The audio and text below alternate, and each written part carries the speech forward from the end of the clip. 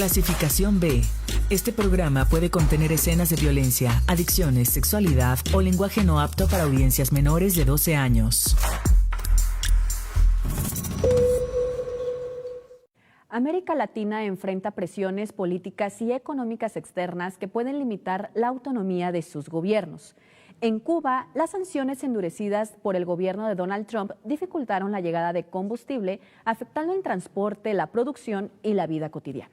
Ante ello, México ha brindado apoyo mediante el envío de alimentos y medicinas. En contexto, en 1959 triunfó la Revolución Cubana, encabezada por Fidel Castro, que derrocó al gobierno de Fulgencio Batista. Desde entonces, los gobiernos de Estados Unidos y Cuba han mantenido una relación conflictiva.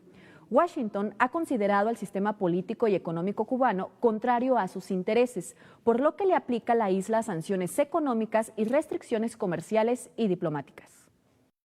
Francisco Guzmán Márquez es profesor de educación primaria egresado de la Benemérita Escuela Normal Veracruzana Enrique C. Repsamen y licenciado en antropología con especialidad en antropología social por la Universidad Veracruzana, formación que ha marcado una trayectoria vinculada a la educación, el análisis de procesos sociales y la promoción cultural. A lo largo de su vida profesional ha participado en distintos espacios de organización social y política. Fue presidente del Comité Estatal del Partido Mexicano de los Trabajadores y secretario general de la Delegación de 197 de la sección 32ª del Sindicato Nacional de Trabajadores de la Educación. Responsabilidades desde las cuales ha contribuido al debate sobre temas educativos y laborales en Veracruz. Su trabajo también ha estado orientado al fortalecimiento de los vínculos culturales e históricos entre México y América Latina. Actualmente se desempeña como presidente del Instituto de Relaciones Culturales México-Cubanas, Flores Magón Mella, con sede en Jalapa, Veracruz, organismo dedicado a impulsar actividades académicas, culturales y de intercambio que promueven el conocimiento mutuo entre ambas naciones y la preservación de la memoria histórica compartida. Asimismo, el profesor Alberto Flores Callejas es una figura ampliamente reconocida en el ámbito educativo veracruzano por su contribución a la formación de docentes y al desarrollo de la enseñanza en el Estado.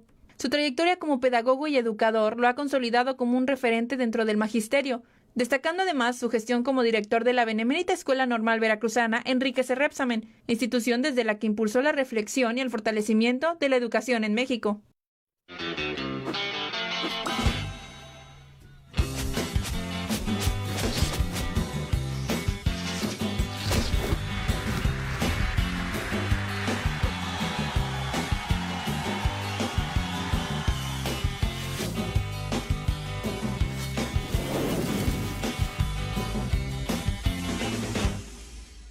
Para tratar este tema, hoy nos acompaña en el Nuevo Régimen Francisco Guzmán Márquez, quien es presidente del Instituto de Relaciones Culturales México-Cubanas, Flores Magón Mella, y al maestro Alberto Flores Callejas, miembro comisionado del Instituto y exdirector de la Escuela Benemérita Normal Veracruzana, Enrique C. Repsamen. Señor Francisco, ¿cómo se encuentra el día de hoy? Muy bien, muy agradecido por habernos recibido otra vez en este espacio. Señor Alberto. Pues a sus órdenes, nuestra gratitud por su hospitalidad. Javier, buenas noches. Muy buenas noches, Alberto, Francisco, muy buenas noches, Nazaret, y sobre todo muy buenas noches al público que nos está siguiendo a través de la señal de Radio Televisión de Veracruz.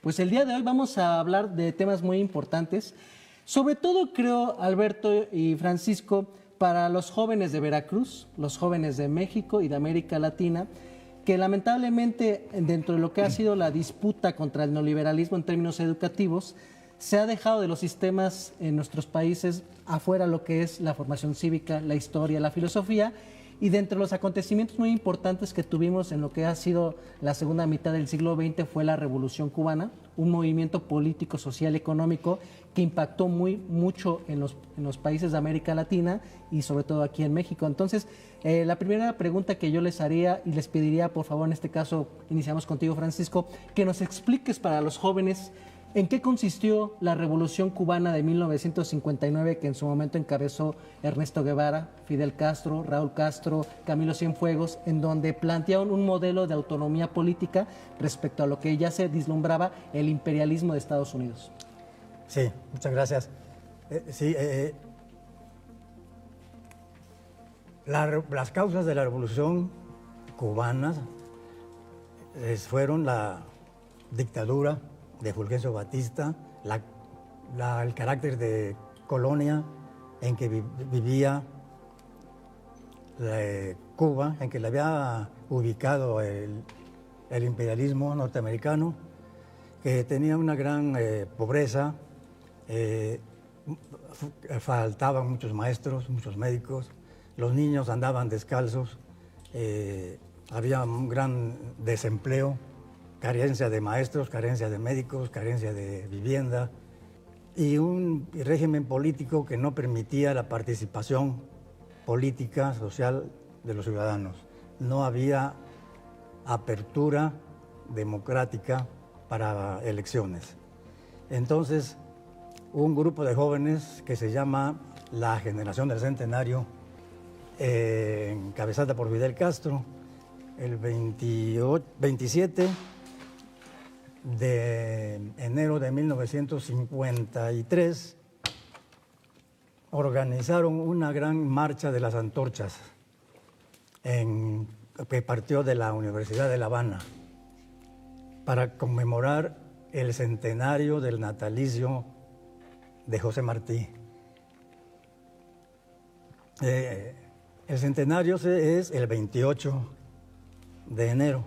Esa gran marcha de las antorchas fue el 27, en la noche del 20, la víspera, con una gran manifestación de jóvenes y de ciudadanos en general, pero principalmente jóvenes, estudiantes universitarios, que salieron a conmemorar el centenario del natalicio del maestro de América, del héroe nacional José Martí, pero también a repudiar al régimen autoritario, asesino de Fulgencio Batista. Ese fue el 28 de enero de 1953. Y 6 meses después, el 26 de julio de 1953, esa misma generación, la generación del centenario, asaltó al cuartel Moncada, en Santiago de Cuba y en Bayamo. La acción, que quería ser sorpresa, bueno, fue un desastre, ¿no? Militarmente hablando. Fue una derrota total para el movimiento encabezado por Fidel Castro. Eran jóvenes, que no tenían preparación militar, pero sí tenían en sus pensamientos, en sus corazones, la idea de liberar a su patria. Bueno, fue un fracaso. Cayeron en la cárcel, muchos cayeron ahí presos, asesinados en el cuartel.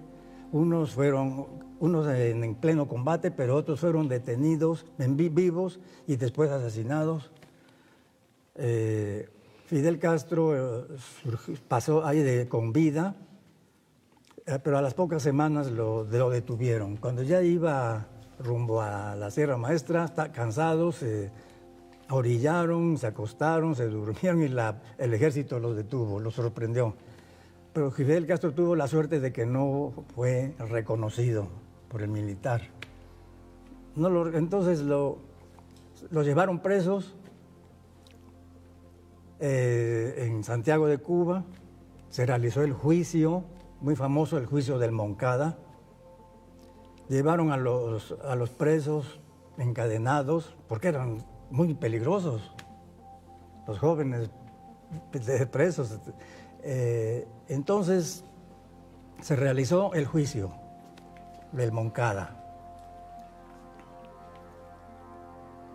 Hubo muchos abogados que se dedicaban a defender a los presos políticos, que se ofrecieron a defender a los jóvenes presos del Moncada, pero el fiscal no lo permitió. Entonces Fidel, que era abogado, doctor en Derecho, decidió, pues ahora yo hago mi autodefensa y le pido al señor fiscal o al juez que me autorice, que suma yo mi defensa. Bueno, fue autorizado y entonces de ahí resultó un bellísimo, extraordinario discurso que conocemos con el nombre de La historia me absolverá. Porque así termina el discurso. Condenadme, le dice al juez, no importa, la historia me absolverá. Después de que en el discurso Fidel explica la realidad que estaba viviendo Cuba. La pobreza, la miseria, la explotación de los trabajadores, la falta de médicos, la falta de maestros, la falta de escuelas, la pobreza total, la colonización del país. Toda la pobreza que se ha visto, que actualmente vive Cuba, viene desde entonces de la década de los 60. No es algo nuevo, no es algo que esté apenas llegando a Cuba con estas invasiones. O señor Alberto, ¿qué opina? No sé.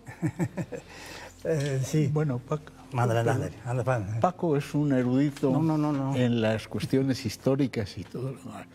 Yo quisiera puntualizar más bien el significado de aquel movimiento revolucionario. Estamos hablando del triunfo, fue en 1959, y era y el contexto era el de un mundo bipolar, en pleno periodo de la Guerra Fría. Esto generó que el mundo entonces estaba, por un lado, los capitalistas, encabezados fundamentalmente por Estados Unidos, por otro lado, los socialistas, encabezados básicamente por Rusia, otros países también. Para nuestra audiencia, ¿será que nos puedan platicar, explicar un poquito la diferencia entre ambos modelos económicos, el capitalista y el socialista? Porque luego o causa impacto, o causa confusión, o también espanto la palabra socialismo. Sí, es cierto, es cierto. Efectivamente son dos modelos de organización social. Pretendidamente, uno es para superar esa etapa de acumulación de la riqueza en pocas manos, el capitalismo. El socialismo pretende, pues, mayor justicia para los desheredados de siempre. En general, se puede hacer todo un mundo de explicaciones de esto, pero en general esa era la pretensión. Esto lo vio desde entonces nuestro vecino del norte como una amenaza, por supuesto, no para su población, sino para los grandes capitales que desde entonces dominan y siguen dominando a la sociedad norteamericana y al mundo entero. Ante esto, se generaron conflictos como la famosísima guerra o intento de guerra por allá, por el conflicto de los misiles que instalados en el 62 en Cuba estuvieron a punto de causar un enfrentamiento atómico, lo que era o sigue siendo una posibilidad, aunque creo que el hecho de que ahora haya fuerzas niveladas de varios países, pues le piensan los gobiernos para entrar a una situación de ese tipo. Sin embargo, Estados Unidos sí provocó desde entonces una invasión a Cuba, en Playa Girón, pero no pudieron hacer una cabeza de playa y las fuerzas cubanas, comandadas por Fidel Castro, los derrotaron en todo y por todo. Eso no se lo perdonan. Fue la primera derrota del imperialismo a nivel continental. Todas las ganaba. Hacían golpes de Estado en muy diferentes países, pero con Cuba no pudieron, y allí está la raíz del rencor que todavía persiste, ¿verdad?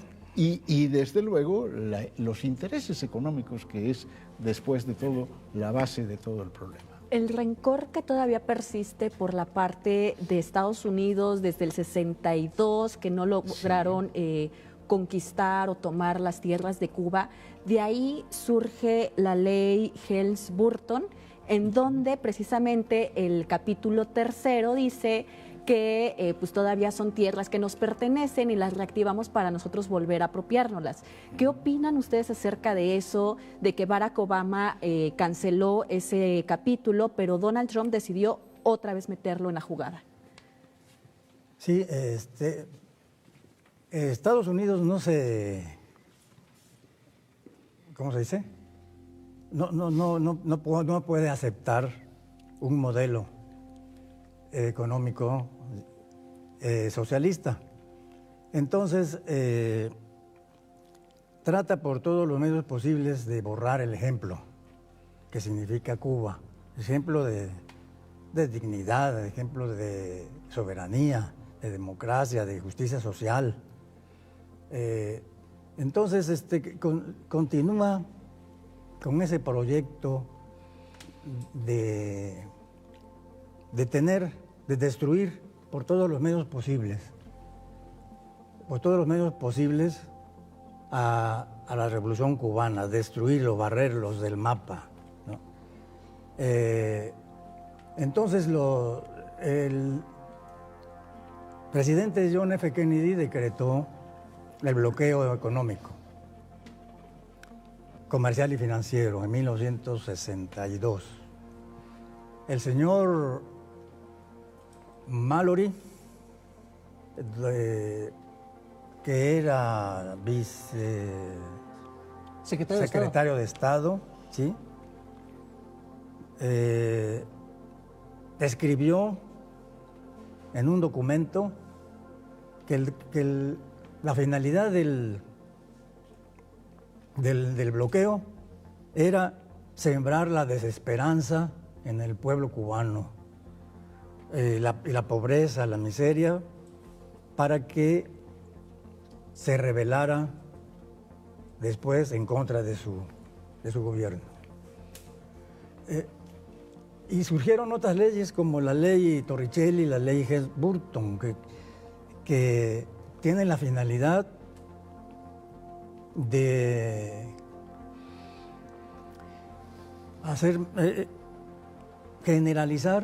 generalizar el bloqueo, hacerlo extraterritorial, incluir a países y empresas de todo el mundo en el bloqueo económico para que no le vendan ni un alfiler a Cuba. En no venderle ni un alfiler ni nada. No venderle nada. Si Cuba tiene necesidades de comprar una computadora, si esa computadora tiene el 10% en su estructura de que esa piececita que representa el 10% fue fabricada en Europa, en Francia, en Alemania, en Italia, pero si esa piececita fue fabricada por una empresa estadounidense, ya no la puede vender. Y usted ayer platicaba aquí mismo en RTV que una de las grandes complicaciones que presentó Cuba es que no tenían inyecciones para aplicar las ampolletas contra el COVID-19. Sí, así es. Y también entra ahí parte de su institución, o sea, cómo ustedes como institución, con todo este contexto de desabasto, de destrucción, de desatención que tiene el pueblo cubano, enfrentan y apoyan igualmente a los caribeños. Sí, nosotros pertenecemos como instituto a la Red Continental y Caribeña de Solidaridad con Cuba y las Causas Justas, que lo coordina el compañero Norberto Champa, que estuvo aquí, ustedes lo recibieron hace unos meses. Él es el coordinador general de ese movimiento de solidaridad con Cuba, que a ese pertenecemos muchos países del continente y del Mar Caribe, del Caribe. Entonces nos dimos a la tarea de reunir recursos para enviar a Cuba 1 millón de jeringas. Así lo hicimos porque Estados Unidos no quiso venderle. Cuba no las estaba pidiendo regaladas, les estaba pidiendo compradas las jeringas. Cuba tenía 5 vacunas, pero no tenía con qué aplicarlas. Entonces conseguimos, pues, pudimos, con el apoyo de muchos compañeros de América Latina, de Champa, como coordinador, comprar 1 millón, lo conseguimos, mandar 1 millón de jeringas a Cuba. Y así pudo el gobierno de Cuba vacunar a sus niños, a sus jóvenes, a los adultos. Sobre todo, creo, Alberto, sería importante explicarle al público de Veracruz, al público de México y de cualquier parte del mundo que nos pueda seguir por redes sociales, explicarle la situación criminal que Estados Unidos impuso a todo el mundo para evitar que se tengan relaciones comerciales con Estados Unidos desde el año 1962 con Kennedy, cuando se generó la primera etapa del bloqueo, y la parte todavía más criminal, la parte de lo que fue el periodo especial de Cuba cuando cayó la Unión Soviética en los 90s, y las autoridades políticas estadounidenses decretaron que iba a existir sanciones comerciales para las empresas que tuvieran cualquier tipo de relación para intercambio de alimentos, de medicinas, de productos tecnológicos, que ha generado que la población tenga que sufrir. Sería importante hacer el señalamiento que nos pudieran compartir y analizar para el público en qué consistió ese bloqueo del 62 y sobre todo la parte que vino todavía a generar una gran problemática en los 90s para la isla, porque generalmente los medios de comunicación corporativos manejan que el régimen cubano ha representado un fracaso por la posición económica, pero nunca explican que todo se debe a un bloqueo que en términos económicos asfixia un proyecto político en Cuba. Sería bueno que nos pudieras explicar, por favor, Alberto. Sí, desde luego que quien tiene el poder y el poder del dinero, los capitalistas más grandes, tienen manera de presionar a los diferentes países y a las empresas que tienen nexos con empresas norteamericanas para presionarlas en el sentido de que no comercien con Cuba. Todo esto ha generado una situación de escasez tremenda, pavorosa. En Cuba, que azotan fortísimamente los ciclones, por ejemplo, se generan una serie de problemas que son muy difíciles de... Con todo, sí hay solidaridad internacional que a veces no puede manifestarse en términos económicos, pero es famoso como anualmente, desde hace 60 y tantos años, en las Naciones Unidas hay votación absolutamente mayoritaria en contra del bloqueo, y los casi únicos votos que están a favor del bloqueo es el de Estados Unidos y el de Israel. Esto es insólito, porque siempre tiene, por la estructura misma de las Naciones Unidas, hay 5 potencias que tienen poder de veto, ¿verdad?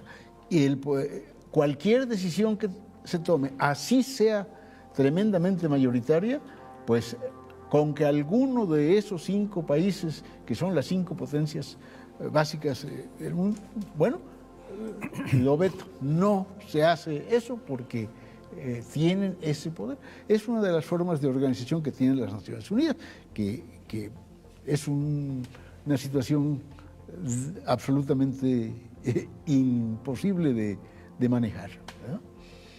Pero yo quisiera, si me lo permiten, volver de todas esas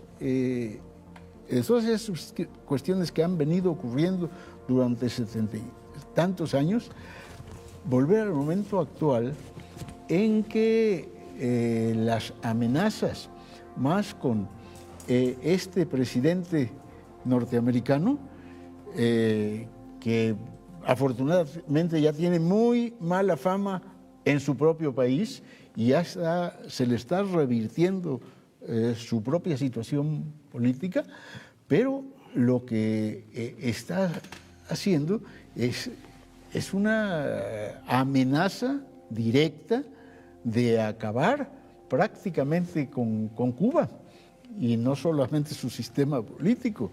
Amenaza lo mismo con Irán en este momento por la guerra que tienen, pero tampoco han podido hacerlo porque, al contrario, Irán se está defendiendo y lo está haciendo con bastante éxito. Cuba requiere de la solidaridad de toda América y de todo el mundo, con un sentido humanista, con un sentido de contrarrestar la guerra que puede ser calamitosa no solamente para Cuba, sino para toda Latinoamérica y el Caribe y los propios Estados Unidos, porque algunas de las cosas que ha hecho este presidente norteamericano se han revertido, como en los famosos aranceles contra ellos mismos y su propia población. Sobre todo que tenemos que marcar que lo que ha sido la doctrina de Donald Trump es darle una continuidad a lo que ha sido la Escuela de las Américas, con la lógica de que la doctrina Monroe marca una lógica de que marcan al mundo una lógica de explicar de que todo el continente americano, en especial Latinoamérica y el Caribe, les pertenece a su zona de control político, militar y económico.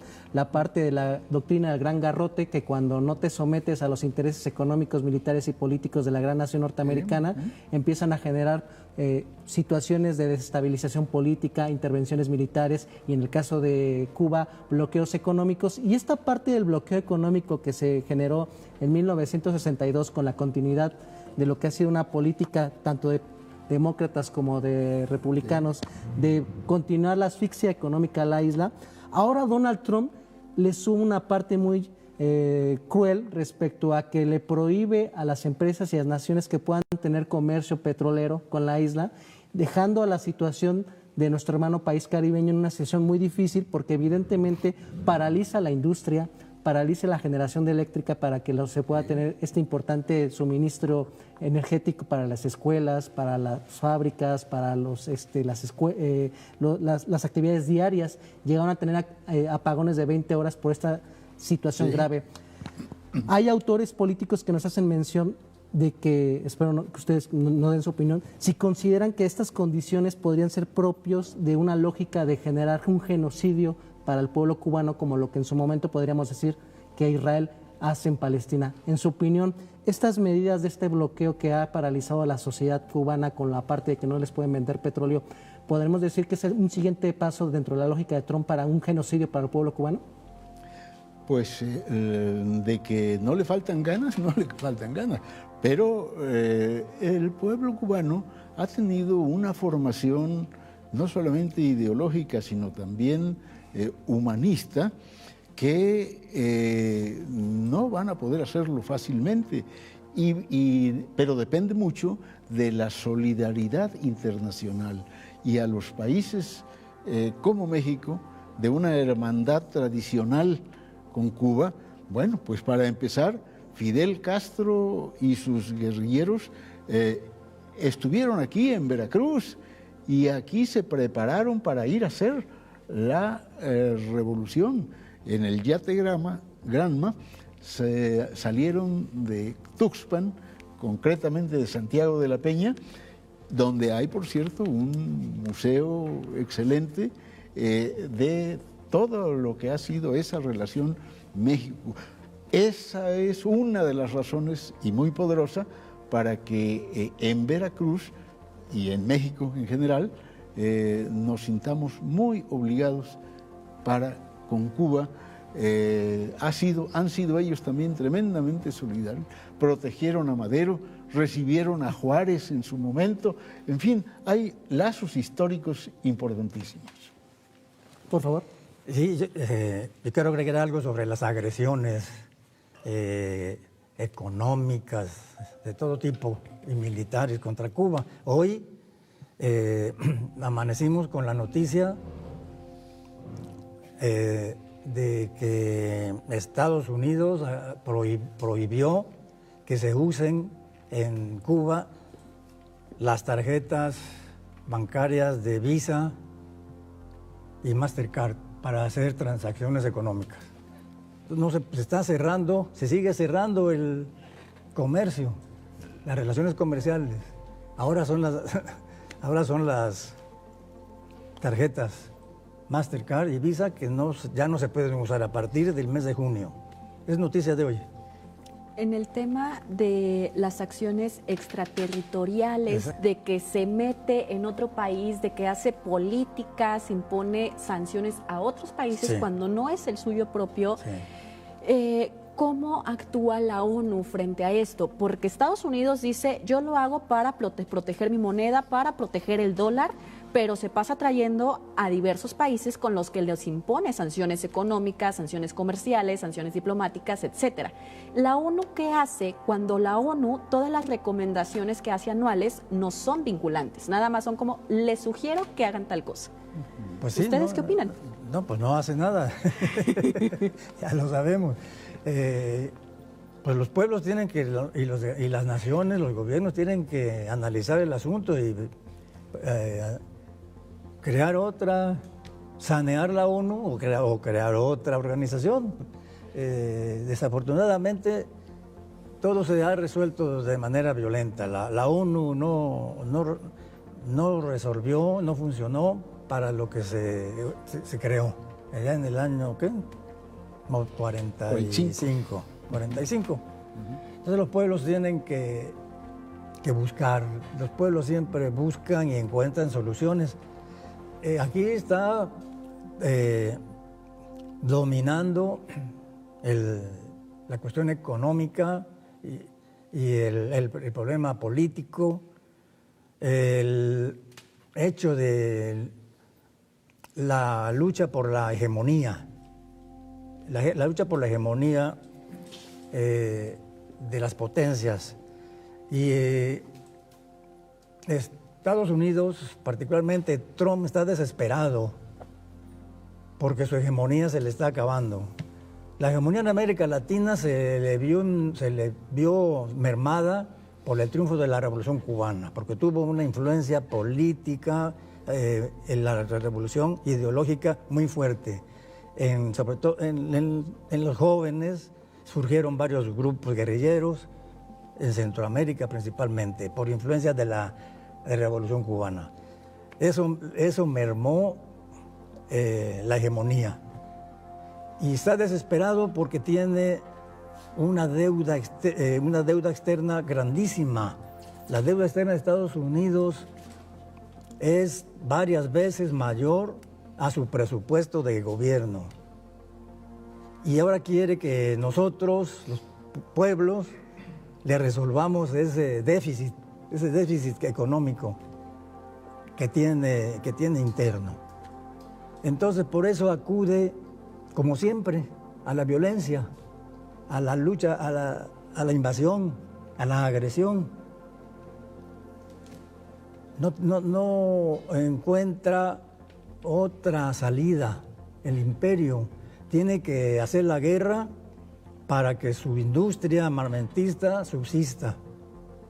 Vendiendo armas, subsiste su industria. Entonces, la pregunta que me hizo qué hacer, pues sí,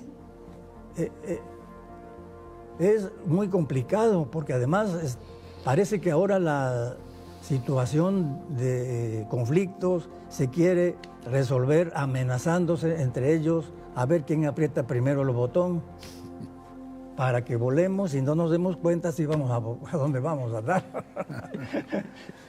Parece que así están jugando también con eso, ¿no? A ver Trump o a ver quién lo hace.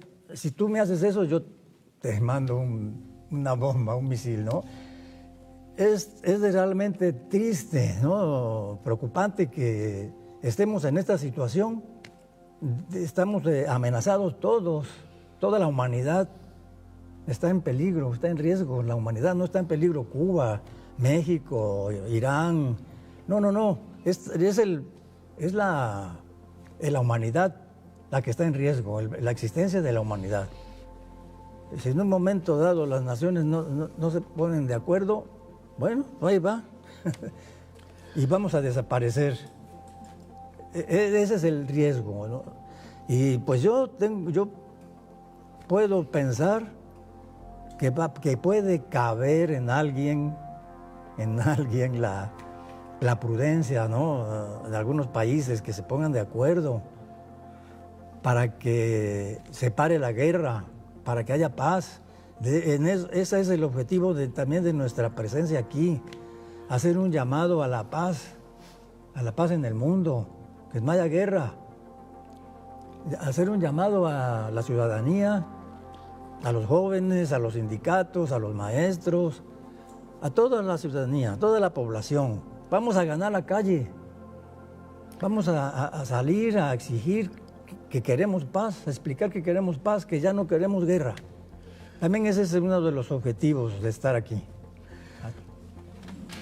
Yo creo que, desde luego, que hay que apelar a la prudencia, pero le tengo más fe a la presión que puedan ejercer los pueblos mismos, manifestándose, formando otras agrupaciones. Los BRICS, por ejemplo, están constituyendo un contrapeso importante para esa actitud imperialista. No porque aquellos sean mejores personas, pero seguramente tienen sus intereses también, pero lo que es un hecho es que el dólar y con eso el imperio mismo está yéndose abajo. Económicamente los chinos y otros países están superando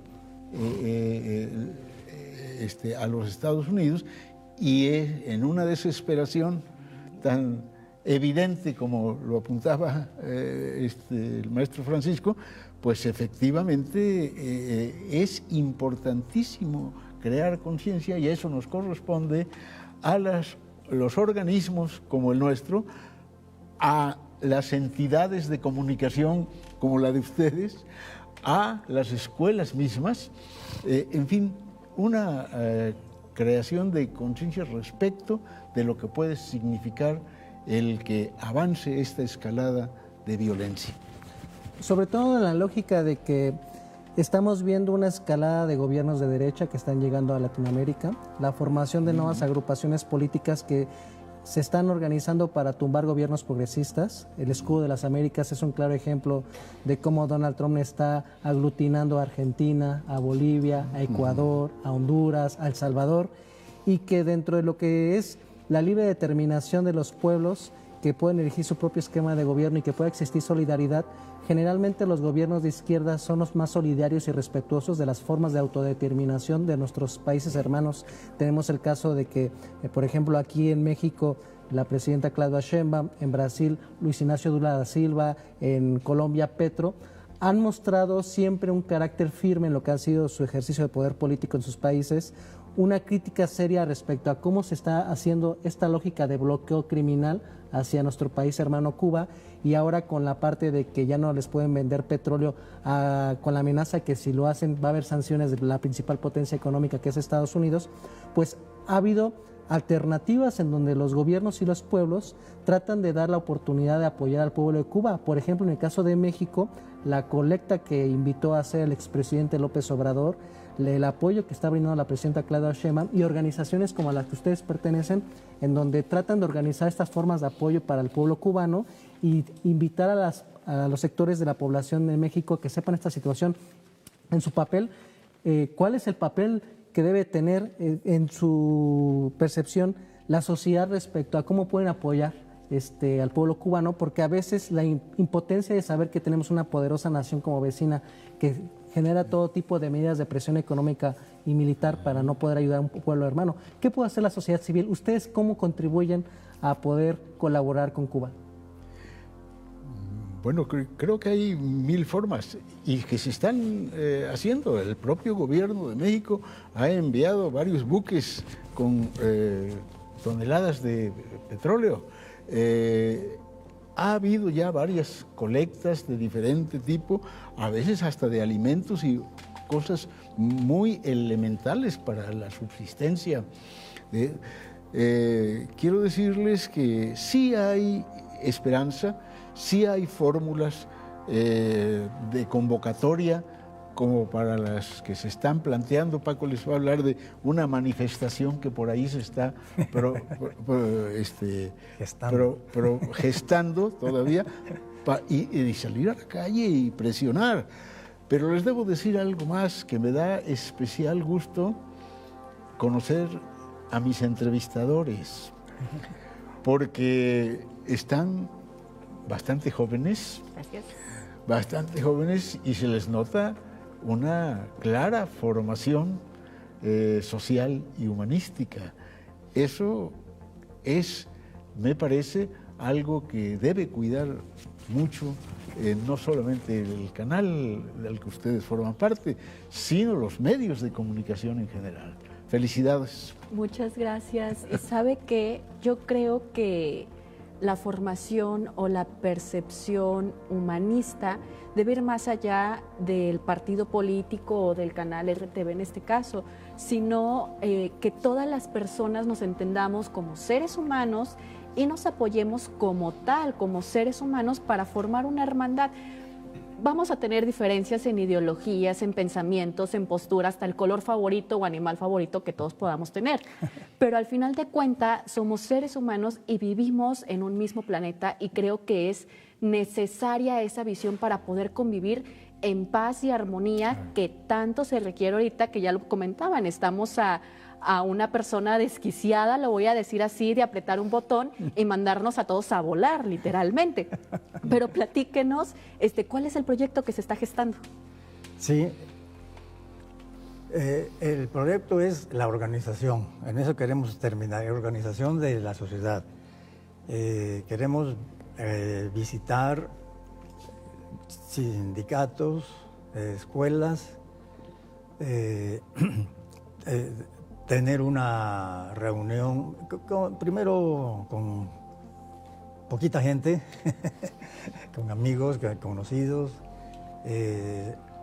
tener una reunión y explicarles la realidad que hemos platicado aquí, cómo está la situación con Cuba, el peligro de la invasión, que le hacen falta alimentos, que no tienen luz, que hacen falta paneles solares, y que hay que salir a la calle. Ese es el objetivo, formar una agrupación social amplia, plural, desde luego, para salir a la calle a luchar por la paz, contra la guerra, contra la agresión, que se acabe la agresión contra Cuba y contra todos los pueblos del mundo, contra Palestina, contra Gaza, contra Irán, para que haya paz y progreso en la sociedad.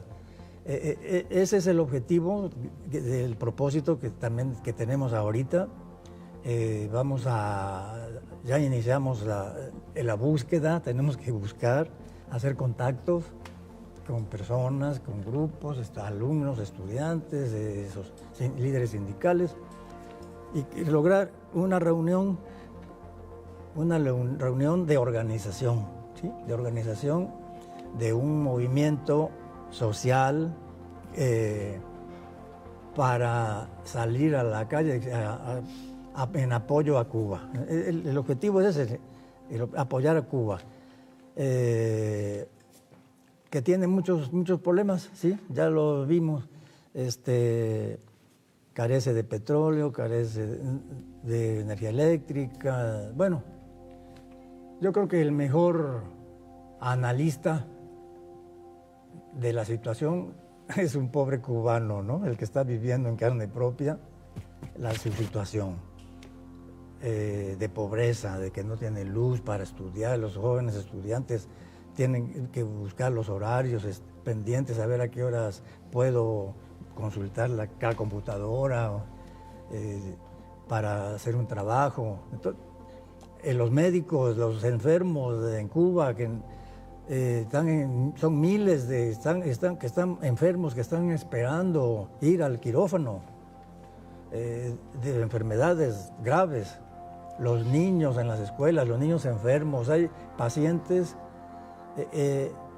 por la naturaleza del sistema de salud en Cuba, hay pacientes en casa que están atendidos con un médico que los atiende. Un solo médico va a atender a ese paciente, pero necesita, por ejemplo, oxígeno, o respiración, pero no hay energía eléctrica. ¿Cómo lo atienden? ¿Cómo atienden a ese paciente, no? Entonces la situación es grave. Entonces nosotros estamos, como decía el maestro Alberto, tratando de organizar a la sociedad para que seamos un movimiento fuerte, que se oiga, porque estamos desorganizados. Realmente, en ese sentido, la solidaridad está desorganizada. Tenemos que crecer en un movimiento solidario fuerte. Sí, en esa situación México siempre ha mostrado una disposición de ser solidario con los pueblos hermanos de Latinoamérica, cuando ha habido desastres naturales, cuando ha habido persecución política de las dictaduras. México siempre recibe a los exiliados, a los perseguidos políticos, y en ese sentido creo que la parte que ustedes como instituto tienen una labor muy importante, porque tratan de, primero que nada, hacer conciencia con los sectores de la sociedad veracruzana y con otras partes de la República Mexicana donde ustedes también colaboran, para tratar de hacer hincapié de que todo lo humano no nos debe de hacer ajeno, que en ese sentido es importante entender esta situación de que lo que le puede pasar a Cuba le puede pasar más adelante a México, a Guatemala, a Argentina, Honduras, Uruguay, y creo que es una parte muy importante que creo que deberíamos de reflexionar respecto a siempre defender la libre determinación de los pueblos para elegir su forma de gobierno. Y antes de entrar al aire estábamos platicando respecto a lo que se está planteando para lo que es como estrategia política de Estados Unidos, de tratar de intervenir militarmente en Cuba, y hablábamos de lo que le pasó a Nicolás Maduro, en donde como jefe de Estado, fuerzas militares estadounidenses secuestraron a un mandatario, se lo llevaron a una corte penal en el sur de Nueva York, y ahora están planteando ese tipo de amenazas muy similares a Cuba, con la reciente declaración de la Corte de Miami de que van a acusar penalmente a Raúl Castro por acontecimientos que ocurrieron más de hace 30 años, respecto a lo que mencionaban muy bien, el periodo especial, en donde hubo restricciones muy serias por parte de Estados Unidos. ¿Qué se deslumbra para Cuba? ¿Qué debe de ver el mexicano y latinoamericano en general respecto a estas amenazas veladas de intervención militar que se está anunciando por parte de Estados Unidos para Cuba? Bueno, pues son agresiones y amenazas no veladas, sino absolutamente abiertas, explícitas, y ante eso, no solamente explícitas como amenazas, sino en los hechos. Secuestraron a Nicolás Maduro, pues de una manera verdaderamente criminal. Igual asesinaron al líder máximo de Irán. Igual están amenazando con venir a poner paz en México, porque los cárteles de la droga.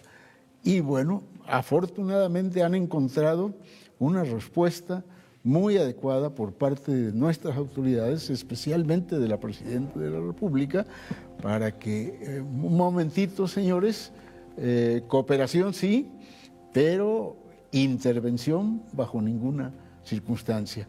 Y qué bueno, porque alguien tiene que poner todo su interés y toda su fortaleza, y la Presidenta la tiene con toda la votación que tuvo en su momento y con el respaldo popular que evidentemente tiene. Y que la Presidenta ha sido bastante firme en la postura en la defensa de la soberanía.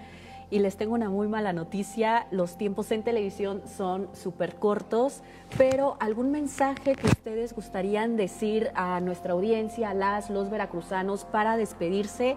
¿Y algún mensaje, algo? Sí, yo quiero... ¿Ya venía preparado? Perdón, sí, yo vengo preparado. Sí, porque no quiero dejar de agradecer a RTV su hospitalidad, la oportunidad de hablarle a los veracruzanos. Ojalá los hayamos convencido. Quiero expresar nuestro sincero agradecimiento, ¿sí?, en nombre del Instituto de Relaciones Culturales Mexicano-Cubanas Flores Magón Mella, a RTV, a Radio Más, por la oportunidad que nos dieron para dialogar con la ciudadanía veracruzana. En primer lugar, a Alejandro Esteban Sosa Benítez, director de Radio Televisión de Veracruz, a Javier Molina, a Nazaret Montes y a los conductores de régimen, a Rosana Luna, ágil conductora del programa de Radio Más Noticias del día de ayer, el martes 2, que nos atendió. Pues muchas gracias a todos, muchas gracias otra vez. Estamos en deuda con RTV. Muchas gracias por su hospitalidad. Al contrario, nosotros agradecemos el que pueda aquí compartir sus experiencias, su visión. Maestro Alberto. Pues definitivamente nuestra inmensa gratitud y nuestro reconocimiento porque, no tuvimos necesidad de entrar en discrepancia bajo ninguna circunstancia. Se ve que ustedes tienen definitivamente formación social y mensaje importante, por lo cual pues también los felicitamos. Muchísimas gracias. Javier, nos despedimos. Fue un placer tenerlos aquí en Nuevo Régimen y que esperemos nos puedan acompañar más adelante, y un agradecimiento al público de Veracruz que siguiera esta entrevista aquí en Nuevo Régimen. Muchísimas gracias, Javier. Maestros, esto fue Nuevo Régimen. A nuestra audiencia los esperamos en la próxima emisión con más información, debate y contexto.